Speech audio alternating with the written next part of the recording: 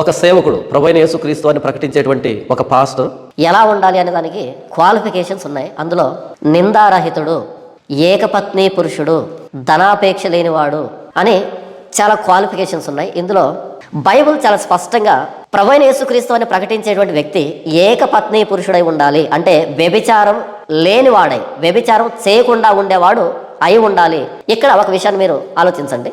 ఒక టీచర్ క్యారెక్టర్ని కోల్పోయాడు అనుకో, ఉదాహరణకి వ్యభిచారం చేస్తున్నాడు అనుకోండి, ఆ టీచర్ వల్ల సొసైటీకి నష్టం లేదు. ఎందుకు అంటే ఆ టీచర్ చెప్పేటువంటి పాఠం అన్నది తను సొంతంగా చెప్పేటువంటి విషయం కాదు, టెక్స్ట్ బుక్ లో ఉన్నదాన్ని వివరిస్తాడు అంతే. ఈ వ్యక్తి ప్రవర్తన ఆ పాఠం మీద ప్రభావాన్ని చూపించదు. కానీ ఒక సేవకుడు ఎప్పుడైతే తన క్యారెక్టర్ని కోల్పోతాడో అప్పుడు ఆ వ్యక్తి వాక్యానికి న్యాయం చేయలేడు. ఈ వీడియో చూస్తే మీ అందరికీ నేను చెప్తున్న విషయం ఏంటంటే, ఎప్పుడైతే ఒక పాస్టర్ చెడిపోతాడో ఆ పాస్టర్ వాక్యాన్ని వక్రీకరిస్తాడు. గుర్తుపెట్టుకోండి, ఎప్పుడైతే ఒక పాస్టర్ చెడిపోతాడో అప్పుడు ఆ వ్యక్తి నోట వాక్యాన్ని వినకండి. ఎందుకంటే ఆ వ్యక్తి వ్యభిచారాన్ని, ధనాపేక్షను కప్పిపుచ్చుకోవడానికి వాక్యాన్ని వక్రీకరిస్తాడు, తన స్వకీయ నాశనానికి వక్రీకరిస్తాడు. తీతు పత్రికలో పాస్టర్కి ఉండాల్సిన లక్షణాలు ఇచ్చారు. 16 లక్షణాలు ఇచ్చారు. మనిషి బలహీనుడైనప్పుడు, నీతిమంతుడు కానప్పుడు ఈ లక్షణాలు ఎవరిలో ఉంటాయి?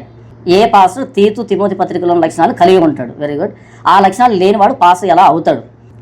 అతనిని దేవుడు ఎలా అంగీకరిస్తాడు? మంచి ప్రశ్న. అక్కడ 16 లక్షణాలు ఉన్నాయి. తీతు పత్రికలోను తిమోతి పత్రికలో 16 లక్షణాలు ఉన్నాయి ఇలా ఉండాలని. ఎప్పుడు ఇచ్చాడు ఆ లక్షణాలని? దేనికి సంబంధించి ఇచ్చాడు?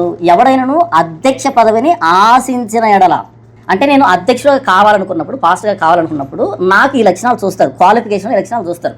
ఆ చుట్టుపక్కల మంచి సాక్ష్యం ఉందా లేదా, ఇవన్నీ చూసిన తర్వాత నేను పాస్టర్ అవుతాను. ఓకే, ఎందుకు? ఈ తీతు పత్రిక కానీ తిమోతి పత్రిక కానీ రాసినటువంటి నేపథ్యం ఏంటంటే, వాళ్ళు కంప్లీట్గా అన్ని జనుల ప్రాంతాల్లో ఉన్న వీళ్ళలోంచి ఒక పెద్దని నియమించాలి, ఒక నాయకుని నియమించాలి. ఆ నాయకుని నియమించాలి అంటే ఈ 16 లక్షణాలకి వ్యతిరేకమైన లక్షణాల్లో ఉన్నారు వీళ్ళంతాని. కానీ ఇప్పుడు వేసుకున్నాం కదా, మారి ఉండాలి, వాడు కొట్టేవాడు కాకుండా ఉంటేనే వీళ్ళు కొట్టకూడదా అని చెప్తాడు. ఇదేంటి? సెలక్షన్. ఇదేంటిది?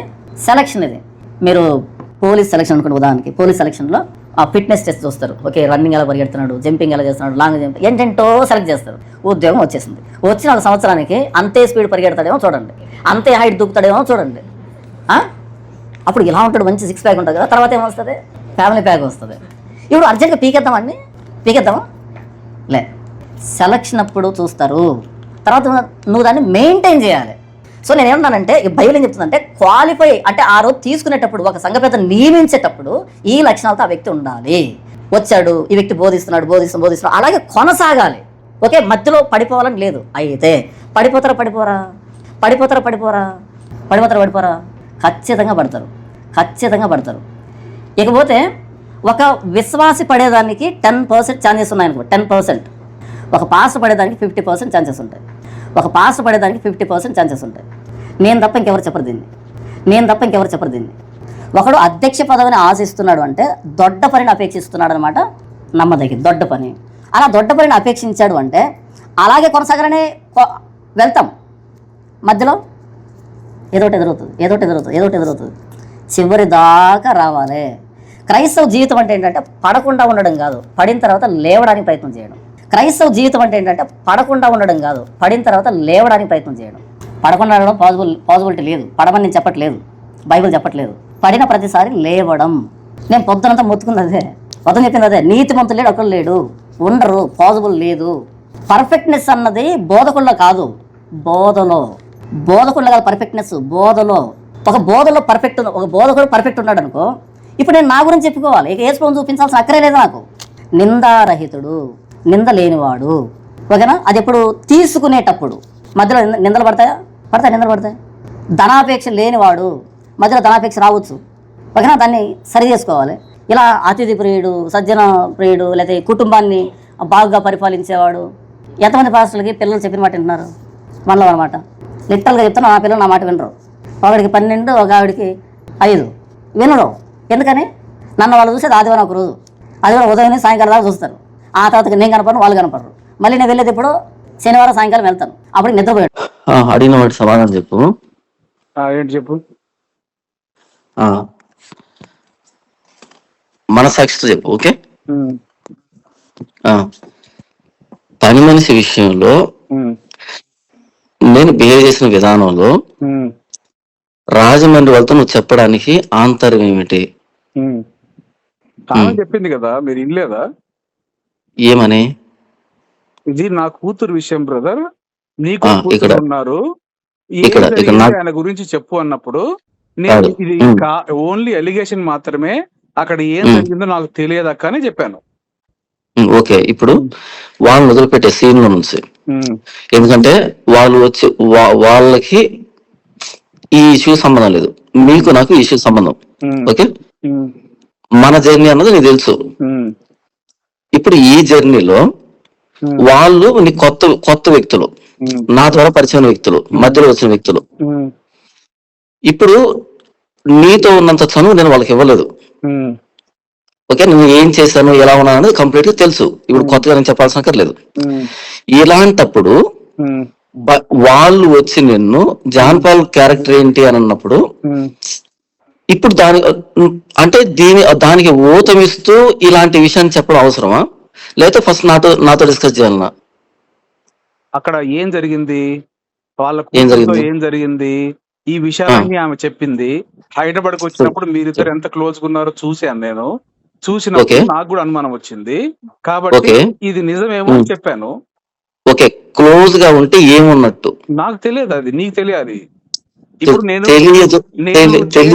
చెప్పలేదు, నేను ఇప్పుడు నువ్వు చేసావని నేను ఏది చెప్పకపోయినప్పటికీ నువ్వు నా గురించి సోషల్ మీడియాలో ఇంత చెప్పావు, నేను నీ గురించి చెప్పలేనా? నాకు సోషల్ మీడియా లేదా? నేను చెప్పాను, నేను ఇన్ని నీ దగ్గర నుంచి మోసం చేసి నేను ఇన్ని తీసుకున్నానని చెప్పావు కదా, ఇవన్నీ తీసుకొని నేను ఎవరికైనా ఇవ్వలేనా ఒకవేళ తీసుకొని ఉంటే? ఇప్పుడు వ్యతిరేకంగా ఎవరికైనా ఇస్తే నాకు బెనిఫిట్ రాదా? రాదు. నెక్స్ట్ మినిట్ లోపల కూర్చుంటావు. అవునా? నెక్స్ట్ మీట్ లోపల కూర్చుంటావు. అదే అంటున్నాను, అన్నిటికీ రెడీ చెప్తున్నాను. ఓకే, పర్లేదు, దాని గురించి మాట్లాడుతున్నాను, దాని గురించి వెళ్దాం. చెప్పు. ఓకే, ఇప్పుడు క్లోజ్ గా ఉన్నాము అంటే మనం ఉన్నటువంటి క్లోజ్నెస్ కి పక్కకు తీసుకుని వెళ్ళి అన్న ఎందుకు క్లోజ్ గా ఉన్నారు, ఏం జరిగింది అని అడిగేటువంటి రైట్ మీకు లేదా? నేను అసలు ఆ టాపిక్ నేను మీ దగ్గర ఎత్తలేదు. నాకు ఎప్పుడు ఆమె వచ్చిన తర్వాత చెప్పింది, మీరు వెళ్ళిన తర్వాత కదా చెప్పింది నాకు ఈ విషయము. ఇట్లా హైదరాబాద్ వచ్చాను, మా అమ్మాయికి ఫోన్ చేసి వస్తున్నాడు, హోటల్ కి వచ్చినప్పుడు కూడా నాకు ఫోన్ చేయలేదు, మా అమ్మాయికి ఫోన్ చేశాడు, ఇవన్నీ చెప్పిన తర్వాత నేను మీ దగ్గరికి వచ్చాను, హైదరాబాద్ వచ్చాను. హైదరాబాద్ వస్తే ఎప్పుడు ఇవన్నీ అయిపోయిన తర్వాత హైదరాబాద్ ఎప్పుడు వచ్చావు హైదరాబాద్ కి? క్యూటీ చెప్పినప్పుడు కదా చేయలేదు కదా నువ్వు వచ్చింది, అదే కదా అప్పుడే కదా ఇష్యూ కాదు. క్యూటీ చెప్పి చేసామా కాదు, చెయ్యడానికి వచ్చానా లేదా? మీ దగ్గరకు వచ్చానా లేదా? ఇష్యూ జరిగింది లేదు. అప్పుడు అన్న ఈ విధంగా నైట్ కాల్ చేసింది, ఈ విధంగా మాట్లాడింది, నేను ఈ విధంగా మాట్లాడాను అని నాకు ఎందుకు చెప్పలేదు? ఎప్పుడు? మీ దగ్గరకు వచ్చినప్పుడు. ఆల్రెడీ నైట్ కాల్లో మాట్లాడాను. ఓకే, ఏమని ఇదే విషయం ఎందుకు చెప్పాలి విషయం మాట్లాడాం కదా. నాకు చెప్పలేదే, ఏం చెప్పా నాకు అసలు? ఇప్పుడు అక్కే చెప్పింది కదా, నేనే చెప్పాను ఇక్కడ అక్కను వదిలిపెట్టే చెప్పాను అని చెప్పింది కదా. ఇక్కడ అక్కను వదిలిపెట్టే మన ఇద్దరు మేము మాట్లాడుకుందాం, ఓకేనా? నేను హైదరాబాద్ దగ్గరకు వచ్చినప్పుడు, ఇంటికి వచ్చినప్పుడు శుద్ధ పూసలాగా మన ఇద్దరం ఇది అని చెప్తున్నావు. ఇప్పుడు సోషల్ మీడియాలోకి వెళ్ళిన తర్వాత ఈ కాల్ ఎందుకు చేసావు? సోషల్ మీడియాకి వెళ్ళి చేయొచ్చు కదా ఈ కాల్. మళ్ళీ చేస్తాను. ఇప్పుడు ఈ రోజు మళ్ళీ చేస్తాను. అవసరం ఏంటి? ఈ రోజు మళ్ళీ చేస్తాను. ఇప్పుడు నాకు క్లారిటీ కావాలి. నువ్వు చెయ్యి, క్లారిటీ కావాలి, చెయ్యడమే నాకు కావాలి. ఎందుకంటే ఇప్పుడు నీ గురించి ఎవరో బయట పెట్టట్లేదు, నీ గురించి నువ్వే పెట్టుకుంటున్నావు. అది ఓకే, అదే అంటున్నా, చెప్తాను. బయట పెడదాం, మొత్తం బయట పెడదాం, ఏం అక్కర్లేదు, మొత్తం బయట పెడతాం. కాల్ మొత్తం 2 గంటల 26 నిమిషాలు రికార్డింగ్ నా దగ్గర ఉంది, అది కూడా బయట. ఓకే, ఏమి ఇబ్బంది లేదు. రికార్డింగ్ పెట్టడం అన్నది ఇల్లీగల్, ఓకేనా? ఇల్లీగల్. దాని ఇప్పుడు వెళ్తాను టోటల్ గా మొత్తం అంతా బయటకు వస్తుంది. ఏముండదు ఇక్కడ, మొత్తం అంతా బయటకు వచ్చేస్తుంది. ఈ కాన్సిక్వెన్స్ రెడీగా ఉంది, అంతే, ఇంకేం లేదు. 100% రెడీ. ఈ కాన్సిక్వెన్స్ రెడీగా ఉంది. 100% నేను రెడీ. చెప్తాను. నా రికార్డింగ్లు పెట్టుకొని నా ఫోన్ ట్యాకింగ్ చేసుకొని నా కాంటాక్ట్స్ తీసుకొని వీళ్ళు నన్ను మానసికంగా వేధిస్తున్నారు, బ్లాక్ మెయిల్ చేస్తున్నారు. ఇది ఇవ్వబోతున్న కంప్లైంట్. ఇప్పుడు దీనికి రెడీగా ఉంటాం. ఓకే సరే అయితే ఇప్పుడు 2 రోజులు లైవ్ పెట్టినాయని, సరే లైవ్ పెట్టి మానసిక వేదన చేసినాయని ఎవరు ప్రతి దానికి ఆధారం చూపించాను. నువ్వు పూసిన దానికి, నువ్వు మాట్లాడిన దానికి ప్రతి దానికి ఆన్సర్ చెప్పాను. నువ్వు మాట్లాడిన దానికి అసలు నేను కాదు ఏం మాట్లాడావు ఒకటే. నేను అడిగినా చెప్పు. నా నోటితో నేను చెప్పలేని విషయాలు ఉన్నాయన్న. ఏంటవి? ఇవే ఏవి?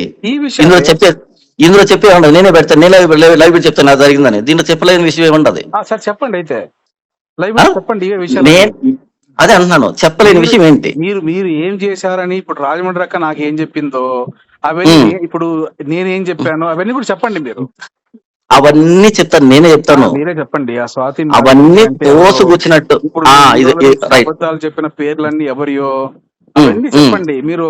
అవన్నీ హైదరాబాద్ జీవన్ జ్యోతిలో ఒక అమ్మాయిని పెట్టింది. ఆ అమ్మాయి ఎవరు? ఆ అమ్మాయి కోసం నాకు తెలియకుండా మీరు సెక్యూరిటీతో మాట్లాడి 2 రోజులు హైదరాబాద్ ఎందుకున్నారో ఇవన్నీ చెప్పండి. ఇవన్నీ కావాలి. అదే రాయచూట్లో రూమ్ తీసుకొని ఆ రూమ్ లో ఎవరిని పెట్టుకుంటున్నారో ఇవన్నీ కూడా చెప్పండి. పోసగుచ్చినట్టు చెప్తాను. ఇవన్నీ పోసగుచ్చినట్టు చెప్తాను. ఓకే రెడీగా ఉంటాను. పోసుకొచ్చినట్టు చెప్తాను. ఏ విషయం నేను ఎవరితో చెప్పలేదు కాబట్టి చెప్పడానికి ఏముంది ఇక్కడ? ఏముంది ఇక్కడ? దానికి రెడీగా ఉండు. దీనికే రెడీగా ఉండు. వచ్చిందా? దీనికే రెడీగా ఉండు. మొత్తం అన్ని స్క్రీన్ షాట్ తో సహా ఉన్నాయి. నువ్వు పోలీస్ కేసు కంప్లైంట్ ఇస్తాను, నువ్వు బెదిరించడం వల్ల ఏం జరుగుతుందో కూడా చూస్తావు నువ్వు. ఓకే ఇద్దరం చూద్దాం. ఓకే ఏం జరుగుతుంది ఇద్దరం చూద్దాం. ఓకే ఇద్దరం రెడీగా ఉండు. Okay bye. Okay ready.